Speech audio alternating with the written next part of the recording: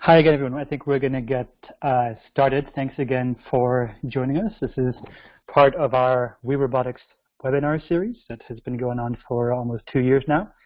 They provide an interactive opportunity to share the work that we're doing, but also to enable our own partners and members to share the good work that they're doing with the broader community.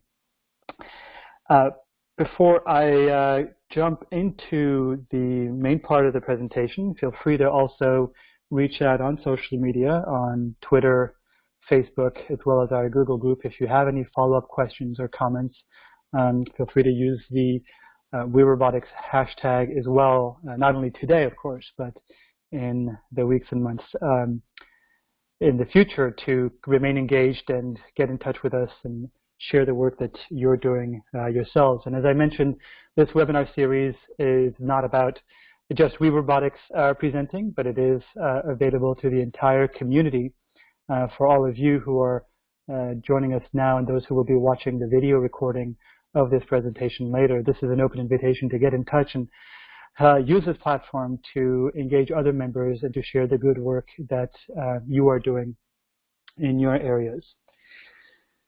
So the main topic of this presentation is, of course, the recent field testing we carried out of a rather diverse fleet of cargo drones in the Peruvian Amazon rainforest. And this was certainly not a solo effort by any stretch of the imagination. Quite on the contrary, it was a phenomenal team effort, and definitely, as far as collaborations go, definitely one of the best experiences that we've had in working with such a diverse group of partners. Of course, we have our Peru Flying Labs team on the ground, but this time we also had the opportunity to welcome BD, which is one of the leading multi-billion-dollar medical technology companies in the world, and working with their innovation team was absolutely outstanding. And of course, UAV del Peru, being our long-term partner in Peru, was invaluable in making all of these efforts possible. And last but certainly not least, sincere thanks to the Peruvian Ministry of Health, who we've been collaborating with for almost 2 years now, and their forward-thinking and stance on innovation has really made all of this possible. Before I go into the action, if you'd like, of the cargo drone field test, for those of you who are maybe new to WeRobotics, or those of you who want the latest information on WeRobotics, I thought I'd give you a quick overview, just a couple minutes, and then we'll get to the heart of the webinar. As you may already know, our flagship program at WeRobotics are our local innovation labs that we call Flying Labs. These are labs that are run entirely by local professional staff whom we train and equip with relevant robotics or drone solutions along with the software. So our core focus is to build local capacity in the safe and responsible use of this technology across multiple sectors. And the context of our Peru Flying Labs, our team there elected to start exploring their first projects with a focus on public health. And as you can see from this image here, there are not really any highways or major roads in the Amazon. The main mode of transportation is by riverboat, which can be slow, actually dangerous, as well as expensive. So this was a challenge that our Peruvian team was very keen to take on. And hopefully this video will play, even if it's a little jagged. What our team did starting early 2016 was work with local doctors, regional health centers, as well as the Ministry of Health to better understand some of the supply chain challenges across the Amazon. The idea was to look to whether we could use affordable, appropriate robotic solutions like this beaten up drone that was first used during our first field test in December 2016 to transport anti-venom to a very remote village called Pampa Hermosa. You can see the drone here getting closer and coming in for landing. Now, it took this low-cost, affordable, locally repairable drone a total of 35 minutes to reach this remote village with the anti-venom. And you compare that to the 6 hours that it can take a boat to actually cover that distance. So if you've been bitten by a snake, you probably don't want to wait 6 hours. This is the night flights that we did at the request of the local doctor, transporting blood samples back to the main town for testing. This was one of the main use cases that was shared with us while we were in the Amazon rainforest. Here you can see some of the different platforms and hardware and software platforms that our Peru Flying Labs is equipped with, and of course Juan Bergalun being our coordinator of Peru Flying Labs, and thanks to him for securing all the permissions and indeed developing these very important relationships with local doctors as well as the Ministry of Health. And you'll see from this and other flying labs, they each specialize in somewhat different, sometimes overlapping areas. But what's particularly interesting is when they actually have different areas of specialization. Moving now to our Tanzania flying labs in East Africa. And I say East Africa not because I don't think you know where Tanzania is, but to emphasize the fact that our labs, all of our labs, are regional in nature. They cater to projects and demand and needs, not just in the country in which they're based, but in neighboring countries as well. And our outstanding local team of Tanzanians who run our flying labs, they've been doing some really great work in tropical areas, as you can see here, environmental monitoring, agricultural monitoring, as well as coastal management. And like all our flying labs, our teams directly engage with local communities and all the work that they do. And we're hoping that next year, our Tanzanian team will be able to continue a project we started in the Seychelles, using drones to count eels and sharks and to model the atolls to better understand how they're being affected by climate change. So that's an example of regional projects. And I should say that just last week, our Tanzania Flying Labs team was collaborating on a workshop in Malawi with UNICEF.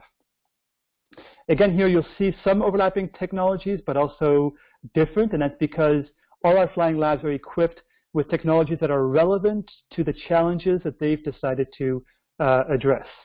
So there is some overlap, but there are also a number of platforms that are really made to fit some of these challenges, such as large-scale mapping in the context of Tanzania. Last but certainly not least, our Nepali team has also been using a range of drones or aerial robots to do environmental as well as wildlife monitoring, some agricultural projects as well using multispectral sensors. And one of the main projects they did last year was, or this year, sorry, was following the earthquakes. There were tens of thousands of landslides created like this one here. This is actually one of the largest landslides in the entire region. And the problem here is that people who've been displaced are now returning to those areas and rebuilding, as of course anybody would. But the problem is that they're rebuilding in areas that are potentially even more dangerous. And so we were asked by a humanitarian organization, MEDAIR, to create these high-definition 3D models of those mountains in order to do some risk analysis of landslides and enable these families who are in harm's way to actually relocate to safer ground.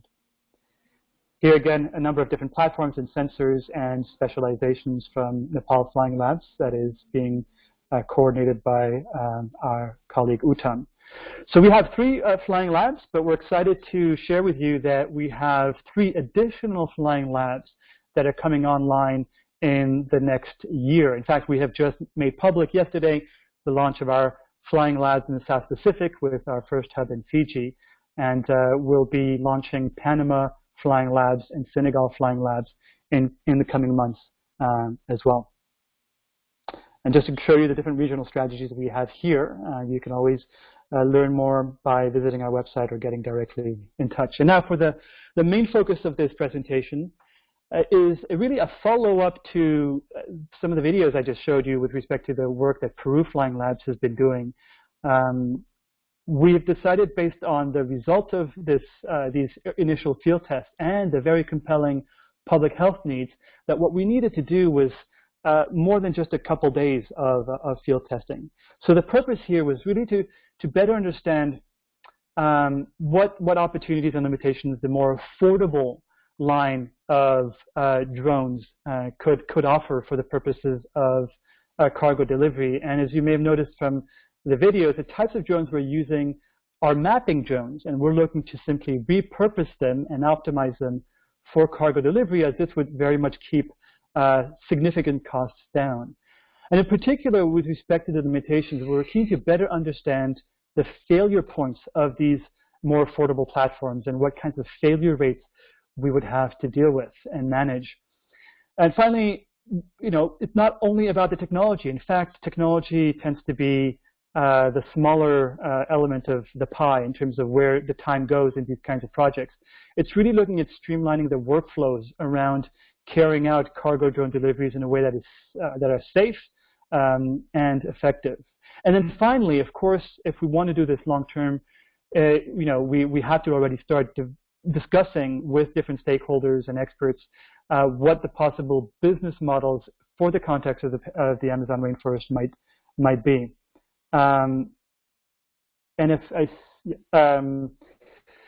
So this is just to give you a sense of what we're talking about when we're talking about the rainforest. This is near Tiruntan, a really remote village. And these villages actually are not, as you might think, right on the banks of the river. They can take up to an hour to walk from the bank of the river to the actual village, which adds further to the time. And as I already mentioned, the main modes of transportation is riverboats. And these can be quite dangerous, especially when you're going through these very narrow channels. Snakes tend to also hang out in those areas. And there have been reports, for example, of a doctor a couple of years ago who basically had a snake fall on him while going through some of these small channels.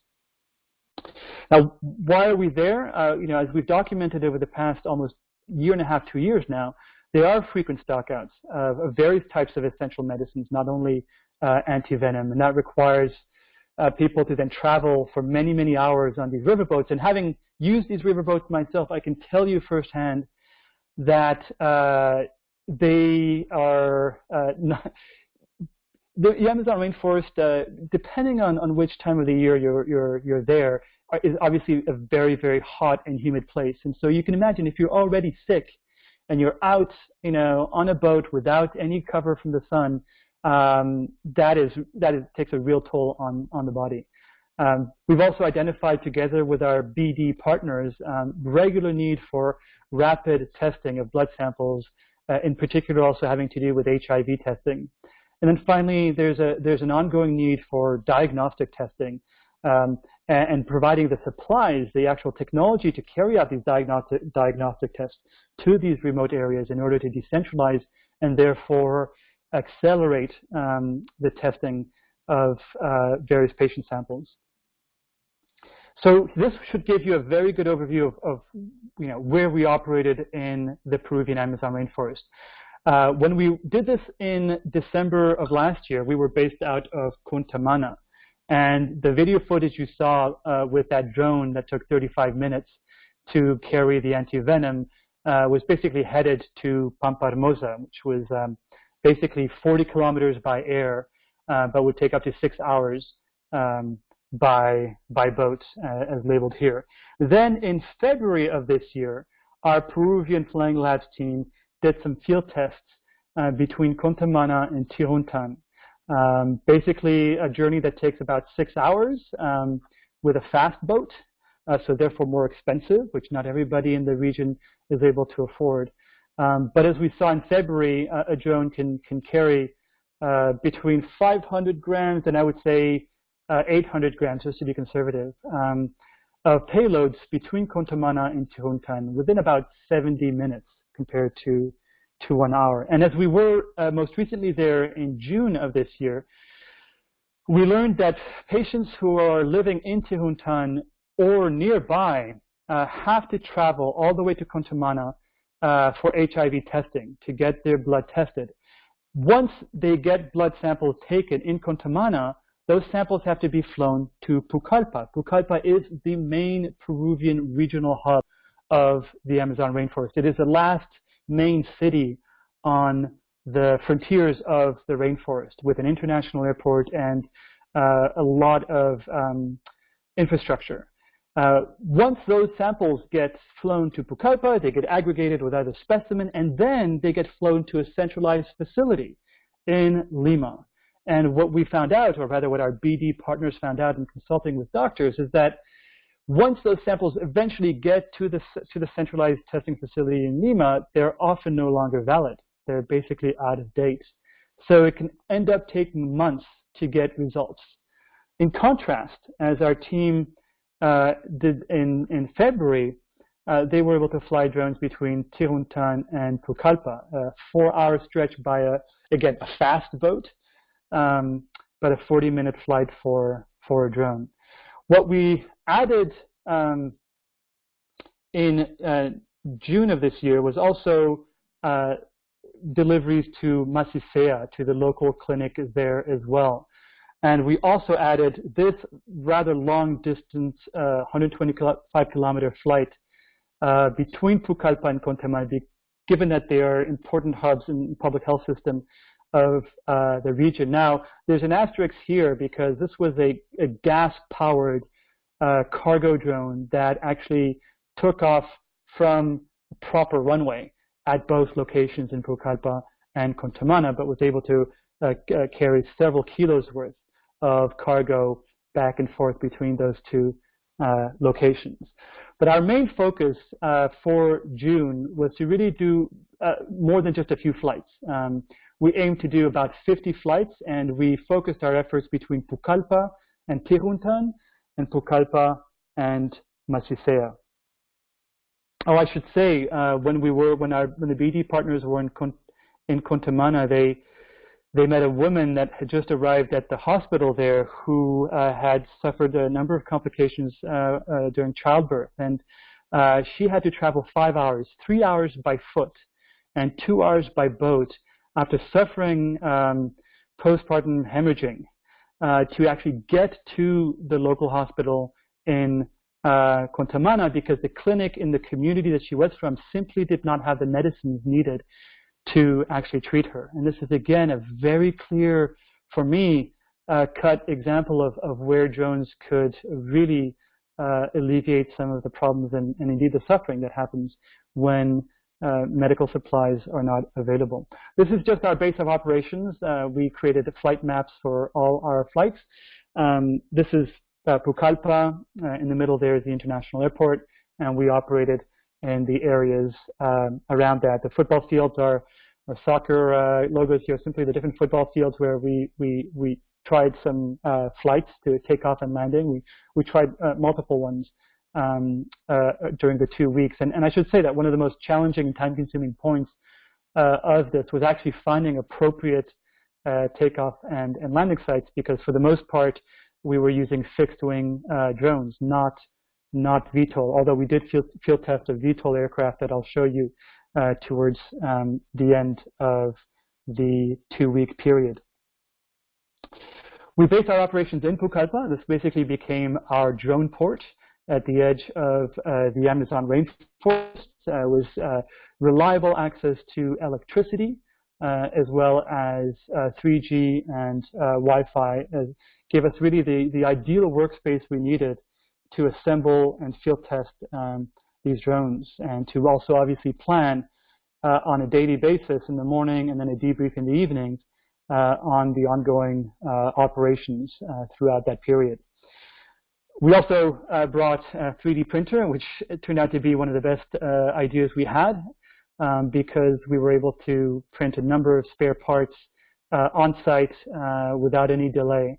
And so this was really a proof for us that indeed, these kinds of field tests absolutely need 3D printers, especially for the kinds of platforms that we were field testing. The gentleman here on the left is actually a retired Peruvian Air Force general who has been a wonderful friend and supporter of our efforts since we first began our conversations in Lima in January 2016. He served as our main liaison with air traffic control and the Civil Aviation Authority of Peru, which ensured that we continued to do our operations in a way that were absolutely safe and coordinated as required. There was a lot of planning. Again, it goes to this issue of drones technology really not being the most challenging bit, but it's all the operations. You see food, for example, water. These are maybe details sometimes, and maybe they fall by the wayside. But when you're doing 2-week field tests with flights back to back, and you've got the entire team that is dedicated towards operating and planning these flights safely and responsibly, you need somebody else to actually be the person who does all the logistics, transportation, including food and water.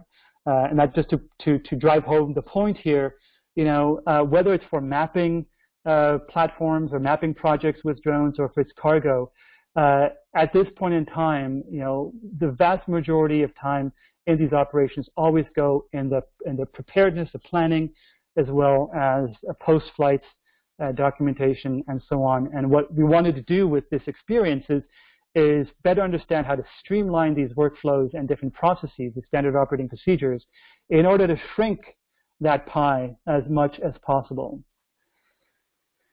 Now, I could really spend hours talking to you about this operation in the Amazon for these 2 weeks. We learned a heck of a lot. We've documented so many pages worth of notes on best practice and lessons learned. So I'm just going to give you some highlights, the ones that I think are important for different reasons to just share. I mean, the first is what you see on the back of this motor taxi is a drone and all the spare parts and equipment and batteries that we need. This contrasts to some field testing we did last year, where the drone we used, first of all, the whole package cost about $40,000 compared to what we're talking about here, which is $2,000 to $3,000. But we had trouble just getting that drone to Contomana from Pucallpa because it wouldn't even fit in the small aircraft. The only small manned aircraft that you can use between these locations. So we had to remove some seats. We lost some time. And then, of course, then transporting the drone from Contomana to the takeoff landing site actually required us to borrow an ambulance. And so it just adds to the logistics. It just adds to the complexity of these operations, especially when you're doing field testing. And here we had the advantage of being able to just latch these drones on the back of a motor taxi and get on our way. Here you also see this morning when we headed out to the takeoff site, fog was pretty thick. And in fact, when we got to our takeoff area, this is basically what we could see. We couldn't really even see the other side of the bank of this river in the Amazon. And we got wind from this retired Air Force general that, in fact, the international airport in Pucallpa, just about 7 kilometers away, had actually shut down all manned aircraft, all operations until further notice because the visibility was so poor. And that was quite striking to me because this lack of visibility had no impact on our operations, did not delay or thwart or pause our operations. Our drones obviously don't care if there is fog, and so we were able to operate. And this was our main base of operations. This was a small aerodrome, maybe is too much of a overstatement, but a very, very helpful, useful space, covered, had this whole grass runway, totally cleared of any hazards, was a phenomenal location. We had access to electricity, 3G, and even some slow Wi-Fi. So that really was optimal. And this is where we started doing some of our initial field tests. This is just a box in which you have these different clinical supplies, after which we would take and put into the standard biohazard box that is used by MSF, Médecins Sans Frontières, and many others, which would then be weighed and placed into the belly of the drones for field testing and delivery to either Masisea or Tiruntan. And thanks to our outstanding BD partners, we were able to do this. They were able to really bring some rigorous scientific expertise to this process. What they were particularly interested in is testing blood samples before and after every flight to better understand how they might be affected by the flight, the takeoff and landing, if at all. And I think some of the preliminary results that we've heard, and there's going to be some peer-reviewed studies coming out in the future, was looking very promising, that in fact the blood was perfectly usable for medical purposes. We also decided to branch out a bit, and during the very first flights we didn't actually use medical samples or deliver any blood samples or anything. We decided just to put some cash in the drone to say we could actually do cash-based delivery in the Amazon. And that just for fun, but also just to prove a point that we could look at some of these issues because, in fact, cash delivery by drone is something that's been discussed quite a bit over the past couple of years in a number of fora that we've been involved in.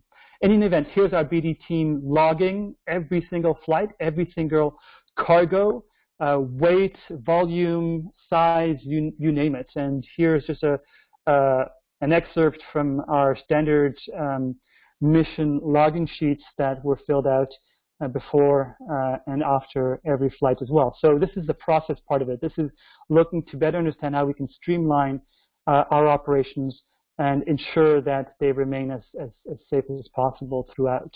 We did operate a fleet. This is just about half of them, or not even of the drones, but again, all of them basically fixed wing except two, which were VTOL aircraft. But we basically had smaller fixed wings, the Frankies that you see there on the wing of the aircraft, and then the Loras, which had a longer distance, and the Loras would do the flights between Pucallpa and Tiruntan. Because we had a fleet, it did mean that we actually could operate multiple drones at the same time, and that was also part of the test. Was it's understandable that people will say, oh well, you can only carry half a kilo or a kilo. Well, that's not going to get us very far. Our take on that is, we'd rather keep the aircraft light from just a risk perspective and just increase frequency. And that one way to increase frequency of deliveries is by having more than just one aircraft. And that's where, again, the affordability of these units comes into play, because if you're trying to create a network of medical drone delivery network across the Amazon, and one of your drones costs $40,000 US, that's already quite a barrier for the partners that we work with in the region. This is just a video showing the takeoff of one of these fixed wings, who was basically going right towards Tiruntan, about 50 kilometers away. This is just onboard cameras. We decided to get some drone selfies along the way. And we did a lot of field testing throughout the day, from sunup literally to sundown, as you can see here. At times just landing right when the last light was available in Pucallpa. This is just an example of the hybrid that we field tested and assembled on site. You can see the advantage here is that it takes off vertically and then transitions to horizontal flight. Now you can see that this was very, very low. That's because these were the initial field tests. But the idea is, if you're surrounded by trees and you can only go up, the idea of a VTOL aircraft is that you could then go up as 100 feet, 400 feet, and then transition to forward-facing flight. So the VTOL aircrafts have a number of advantages that I think are relevant in the context of not just the Amazon rainforest, but other areas and countries that we're working in. Give you a quick example of what all this entailed when we did some flights between Pucallpa and Tiruntan. First of all, you see this riverboat, hospital boat here. It hasn't been in use in years. Apparently it capsized years ago and has been basically unusable ever since. So what we did instead was to get out to Tiruntan the first time around. We were very, very lucky that the local missionaries who operate this medical aerodrome gave us a lift on this amphibious aircraft to Tiruntan, which ended up just taking about 20 or so minutes. But of course, it does cost a few $100s. And we're, when we're doing these cargo delivery tests, we're always thinking, well, are drones actually the most appropriate, all things considered?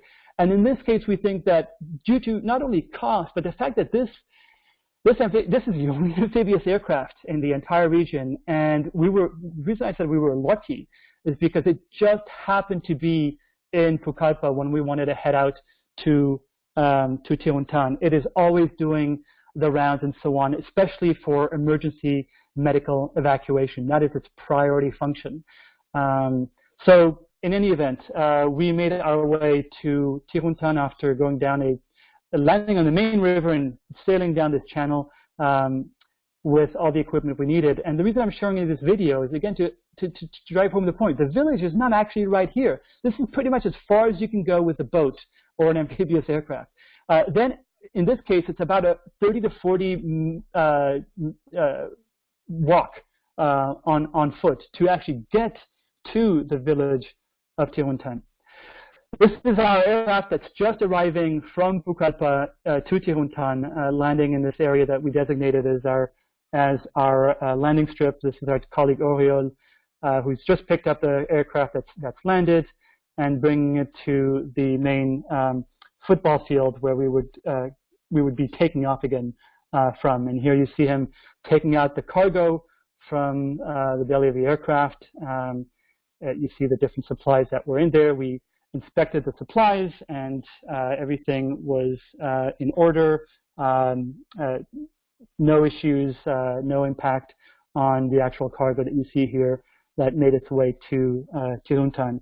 And then we basically took the aircraft, changed the batteries, double-checked the flight plans from Tiruntan back to Pucallpa, and sent the drone on its way. And then this time we were lucky to have a motor taxi that actually took us back to the bank of the river so we could catch the quote fast boat back to Pucallpa. And the reason I'm sharing this is because, again, we were lucky. This was not the rainy season. When it's a rainy season, there's no bicycle, motorbike, or motor taxi that actually can cross through this area. It becomes a muddy river. And even walking through it can take a while. So it's not just getting to the river, right, in terms of delivery by boat. If you were going to do that, it's actually, it actually can add half an hour to an hour of the transport time. This is the boat we ended up taking back to, the fast boat we ended up taking back from Tiruntan to Pucallpa. And the reason I'm sharing this is because, first of all, it cost us $300 US to charter this fast boat. The public fast boat only comes once a day, and obviously not always on time, and will take more than the 3+ hours that we took. And I should also note that when we finally got to Pucallpa that night, it was absolutely freezing. The temperatures just plummeted, and in fact, at one point, the captain of the ship basically did not want to go any further because it's extremely dangerous to use these rivers at night. You don't see the debris. There's often big logs in the middle, and you can get into big trouble pretty quickly. So that can add to some of the challenges of using boats in the region.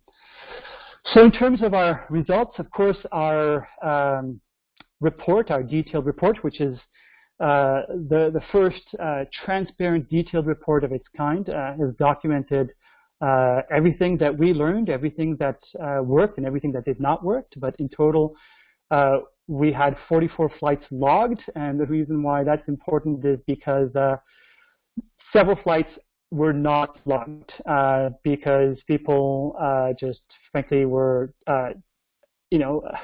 so preoccupied with what they were doing and getting the technology ready and checking everything and just getting it out that on a number of occasions during the first few days, people did not, our partners and our team did not necessarily have that habit of logging. And then, we had to say, listen, it doesn't count. It's not logged. We simply can't count it. But in the event, we had 44 flights logged.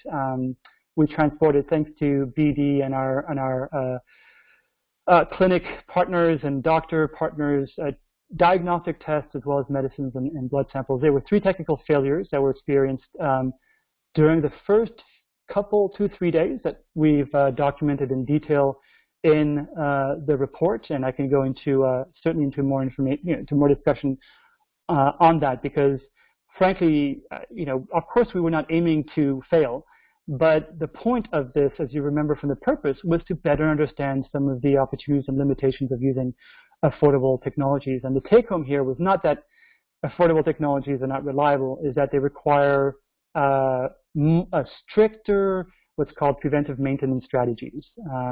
And that was, frankly, one of the biggest lessons learned, and what we wanted to be able to learn as far as these flight trials went. And then finally, we gained some interesting insights on the business model for the region.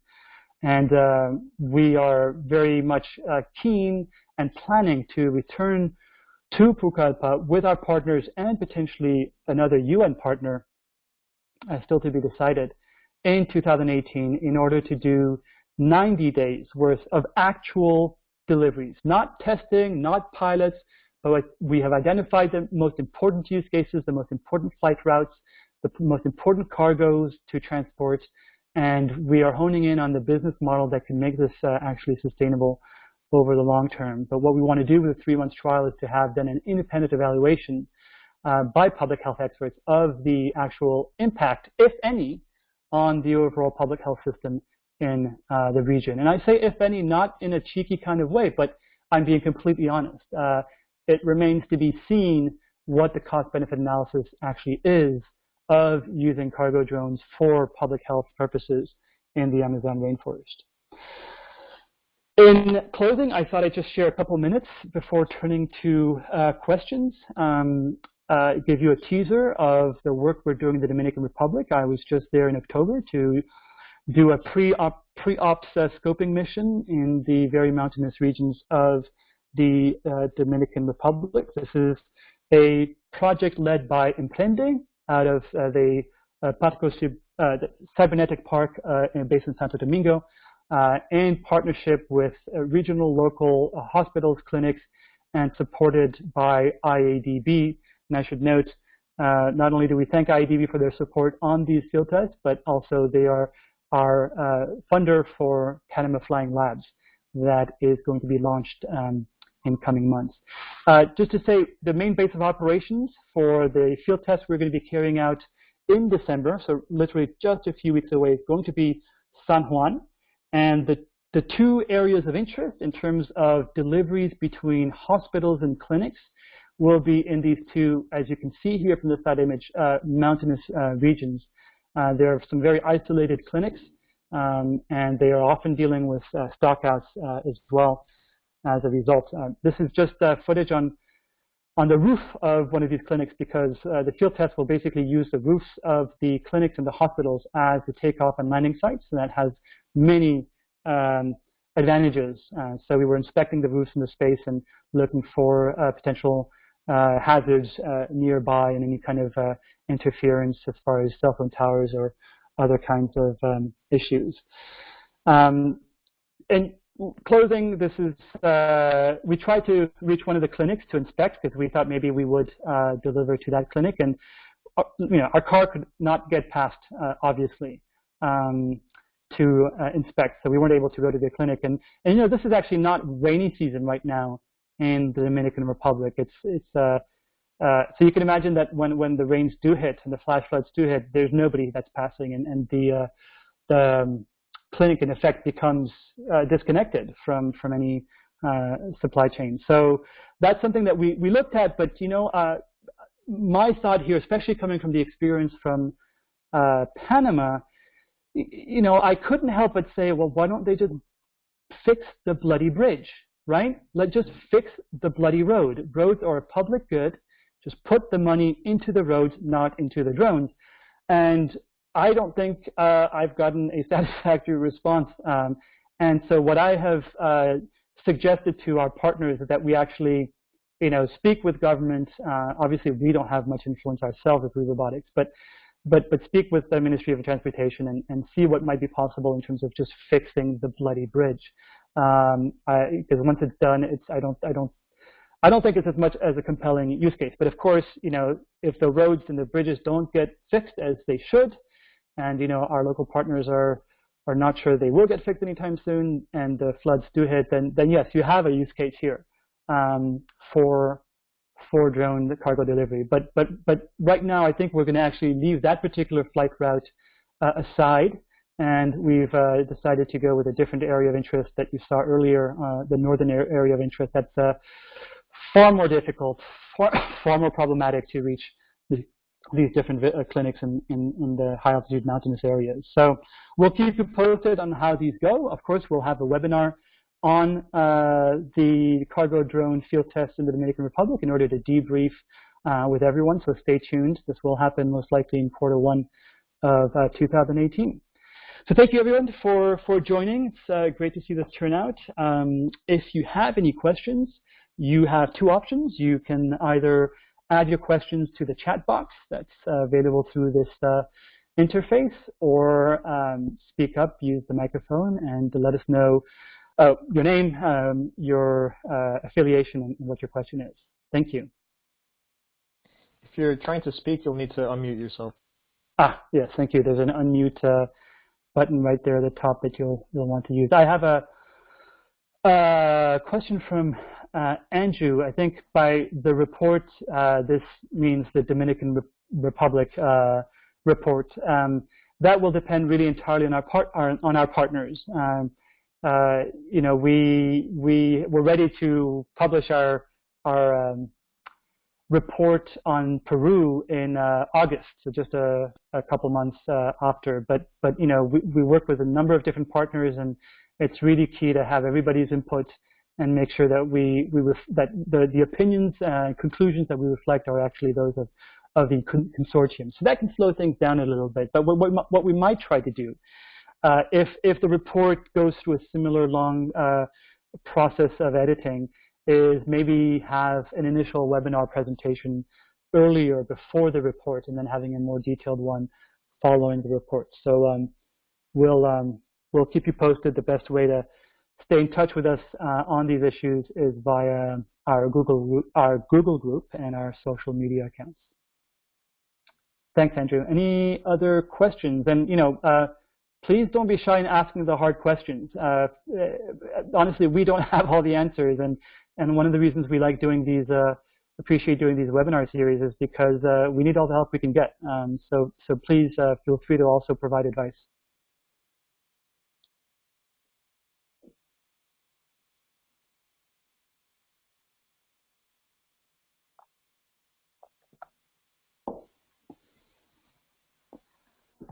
Thank you, Marga. From FHI360, a really good question, and that might tie back to actually our colleague Andrew at MIT, who had really encouraged us to collect precise environmental data. And while we had some sensors that we placed in the drones, I think, frankly, like the log sheets, it became more of an afterthought, and we weren't as diligent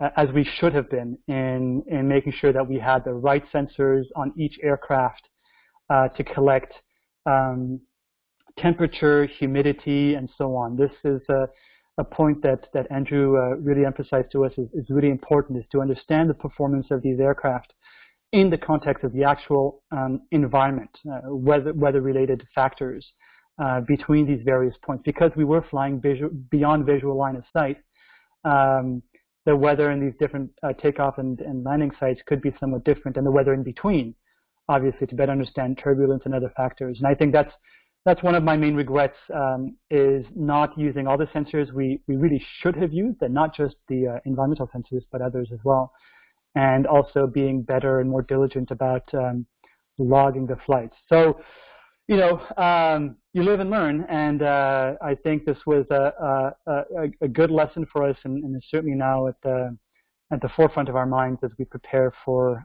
2 weeks worth of field tests in the Dominican Republic.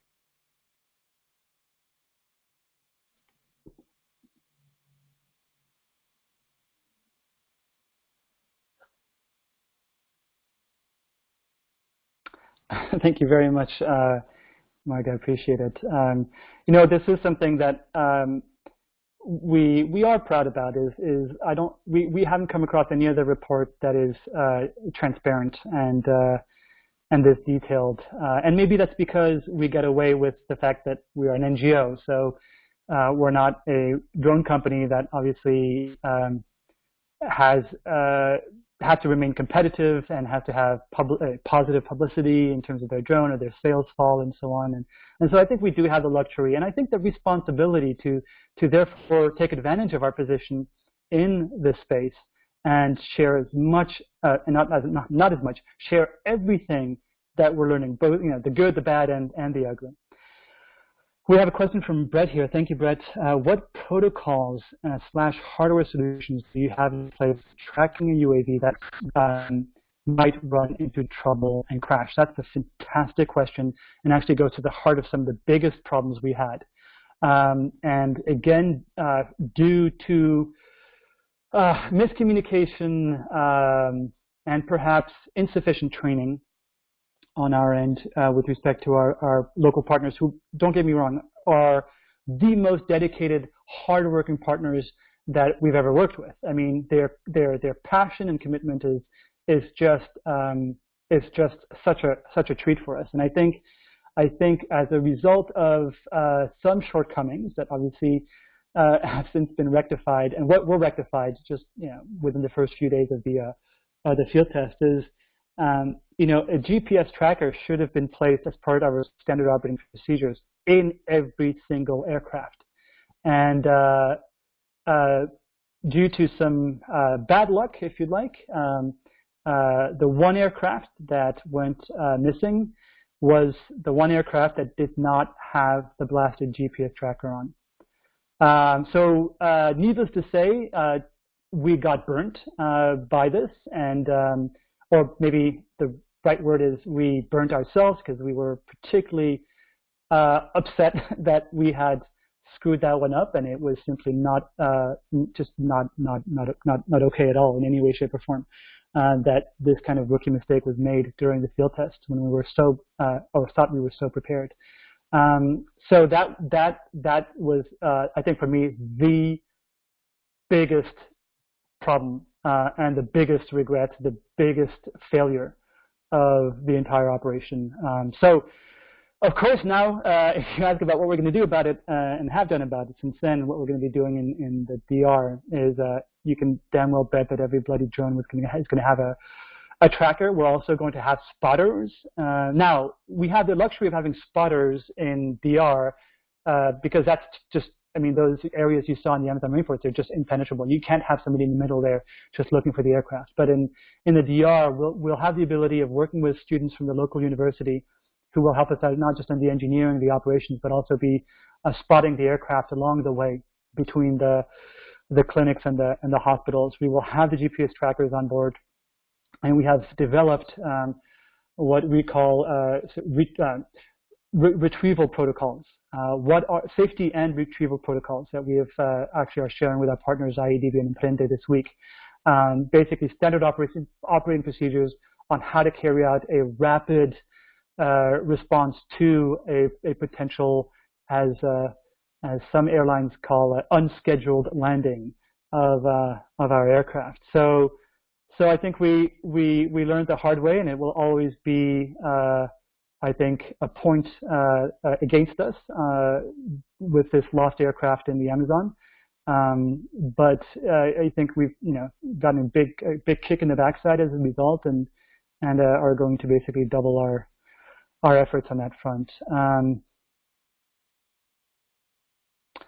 Yeah, I mean, with Mission Planner and others, you do have, when you have disconnection between the base station and the aircraft, you have the option of basically saying, right, if it's disconnected for more than a certain period of time, then you have a return home, right? So there are a number of these built-in fail-safe mechanisms within the mission planning software that can be used, and you can try and frankly, ultimately, I should say, it does come down to a question of cost. It comes down to a question of budget.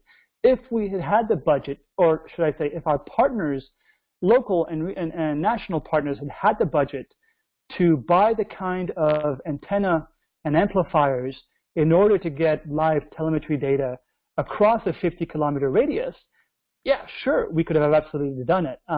You have to weigh a number of costs, benefits, and risks, and when you're doing these kind of operations, and you try and optimize as much as possible.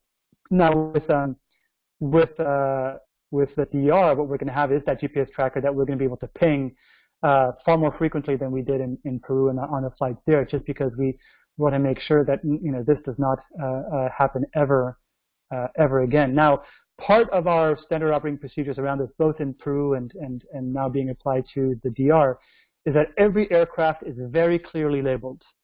the logos there are not to impress people. The logos there are to be accountable.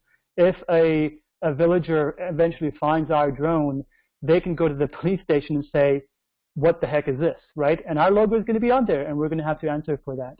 In addition to our logo, you have contact information, name, phone number, email address, and so on, and a note on the cargo box, on the biohazard box, that not to open the cargo box, to remove the contents, but to basically return the cargo box to the nearest police station. So, and we spent weeks looking for that missing drone. We used our other multi-rotor aircraft with live video footage.